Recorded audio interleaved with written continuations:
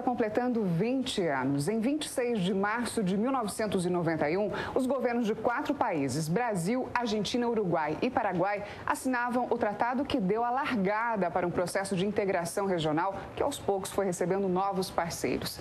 Nessas 2 décadas, a relação entre os países foi marcada por avanços e também recuos, tanto em questões políticas quanto econômicas. Sobre isso, nós conversamos agora com o coordenador do curso de Economia das Faculdades Integradas Santa Cruz, o professor Hugo Eduardo Meza Pinto, que é especialista em blocos econômicos. Bom dia, professor. Bom dia, prazer. Bom dia. Obrigada por estar aqui. Professor, no mundo que a gente vive hoje, esse mundo globalizado, ainda vale a pena participar de um bloco econômico?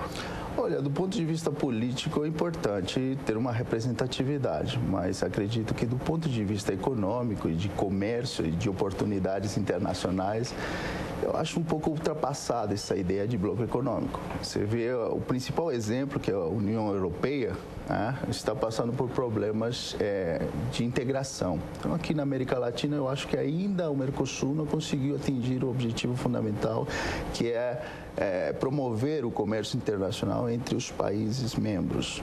Há 20 anos, quando começou a se discutir essa relação, se pretendia chegar onde? O que não se alcançou?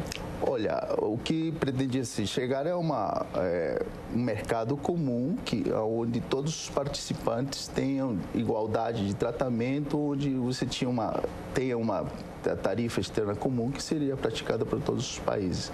Hoje nós vemos que ainda o Mercosul emperra em litígios bilaterais, por exemplo. O Brasil e a Argentina ainda têm problemas para poder transacionar seus produtos, que dirá o Paraguai e o Uruguai, que ocupam só 20% do comércio do Mercosul. Então, o Mercosul hoje está muito concentrado no Brasil e na Argentina. O Brasil é 80%, com a Argentina mais ou menos ocupa a maior parte do comércio no Mercosul. Então, eu acho que ainda tem muito para crescer, mas acredito que a gente esteja perdendo uma janela de oportunidades. Você vê países como a Índia, a China, crescendo de uma forma importante, por conta do comércio internacional. O Brasil já tem problemas, no sentido de não poder fazer comércio internacional por conta do Mercosul. Mas, como o senhor disse, o Brasil deve continuar nesse bloco por uma questão mais política mesmo. Sim, por quê? Porque a tradição do Brasil é de ter uma hegemonia na América Latina. Então, de alguma forma, o Mercosul serve para isso, para lhe dar, digamos assim, um palco das atenções na América Latina. Do ponto de vista econômico, isso não é muito interessante. O Mercosul é 1% do comércio internacional mundial. Professor, a gente gostaria de mostrar alguns números que têm relação com o Paraná. O que aconteceu com as exportações no Paraná desde o início do Mercosul. Nós vamos ver aqui, em 1991, olha aí, número de exportações, 1,8 bilhões de dólares. Em 2010, 14,1 bilhões de dólares. O que o senhor comentaria em relação a isso, em relação ao nosso estado? Quais foram os benefícios? Em relação ao Paraná, eu acho que os benefícios foram muito importantes. Você vê um crescimento significativo, mas a questão é, esse crescimento se deu pelo Mercosul ou pelo processo de globalização internacional no qual todos os países tiveram? Se você observa outras regiões, outros países também tiveram um aumento significativo. A grande questão é que o Mercosul provocou isso ou foi o comércio internacional que fez com que isso se deu? Eu não nego a importância do Mercosul do ponto de vista político, mas do ponto de vista comercial, é só perguntar para os empresários, por exemplo, o que eles acham do Mercosul. Então, você ainda não tem uma consciência coletiva de unidade, de integração. E são 20 anos, não é pouco tempo.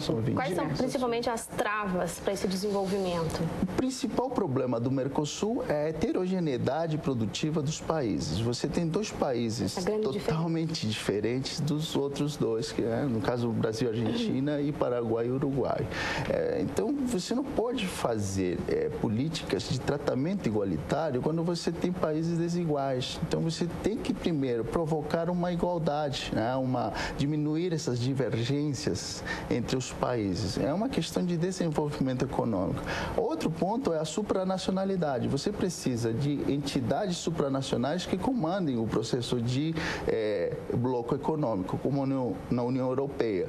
Aqui no Brasil, no Mercosul, você não tem uma entidade supranacional que comanda esse processo. Então, você tem ainda entraves políticos. A institucionalidade também é outro ponto importante. Nós não temos instituições fortes do ponto de vista de bloco econômico, né? Você vê, a taxa de câmbio muda um pouquinho, já a Argentina barra os produtos brasileiros. Então, que tipo de integração é essa onde você não pode, de alguma forma, fazer um comércio conjunto, né? E outro país bastante diferente que pode vir a entrar no Mercosul é a Venezuela. Como é que está essa questão hoje? Pois é, se você compara a Venezuela com os países do Mercosul, você vê uma diferença significativa no governo, principalmente, né? O governo do Hugo Chávez é um governo muito diferente, pautado por um outro tipo de política, principalmente baseado no chamado socialismo latino-americano, enfim, e de alguma forma distorce um pouco do que está se fazendo no Brasil, por exemplo, que é uma procura pelo mercado, digamos assim, novas oportunidades, não renegar o capitalismo como o Chávez faz. Então, essa adesão significativa do ponto de vista econômico, a Venezuela tem muitos recursos importantes, como o petróleo, por exemplo, de alguma forma se vê opacada por essas questões políticas, né? Você não tem muita seriedade nas políticas desses 5 países, digamos assim, se você tem governos não muito sérios. Será que vamos ter mais 20 anos aí do bloco pela frente? Olha, a história mostra que a gente está com esse processo de integração desde 1800, então eu acho que a gente ainda deve ter um bom período. Eu torço muito para que o Mercosul cresça, mas ainda temos muito para crescer, né? Para melhorar. Professor. Obrigada pela sua análise. Nada. Bom dia. Bom dia.